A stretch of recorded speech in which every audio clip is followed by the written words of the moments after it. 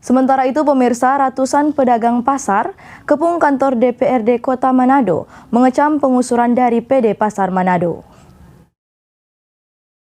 Spanduk bernada protes menghiasi aksi demo dari ratusan pedagang pasar di kantor DPRD Manado yang mengecam pengusuran dari PD Pasar Kota Manado. Ratusan massa pedagang diterima anggota Komisi 1 DPRD Manado, Bobby Daud, yang juga ikut mengkritik kebijakan kurang populis dari PD Pasar Manado. Bobby Daud menganggap PD Pasar banyak mengeluarkan kebijakan yang merugikan pedagang sehingga dinilai oknum direksi tidak sejalan dengan program wali kota dan wakil wali kota. Contoh saja sampah, kan sudah bertumpuk-tumpuk, banyak keluhan masyarakat di sini.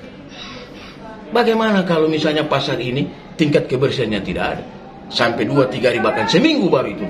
Nah, ini yang kita tuntut, ini pengelolaan secara profesional. Kalau saya secara pribadi, saya dengan tegas menyampaikan bahwa ada para direksi PD Pasar yang tidak sejalan dengan visi misi wali kota Manado.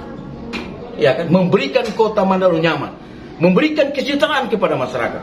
Kalau ada instrumen, ya, baik itu dia pimpinan BUMD, kepala dinas yang tidak sejalan dengan visi misi wali kota memberikan kenyamanan kepada masyarakat, kedua juga kesejahteraan bagi masyarakat, maka perlu harus dievaluasi. Saya kan kemarin saya menyuarakan aksi unjuk rasa sudah kedua kali pada saat dirut yang lama karena dianggap ya tidak mampu menjawab mengelola PD Pasar secara profesional, maka diganti oleh wali kota. Kenapa ada dirut baru? Itu dalam rangka menyelesaikan persoalan, bukan justru menambah persoalan. Banyak persoalan-persoalan menyangkut masalah kesejahteraan para karyawan, gaji itu terlambat, baru kedua juga yang di PHK, bahkan yang menyakitkan itu status mereka yang dirumahkan.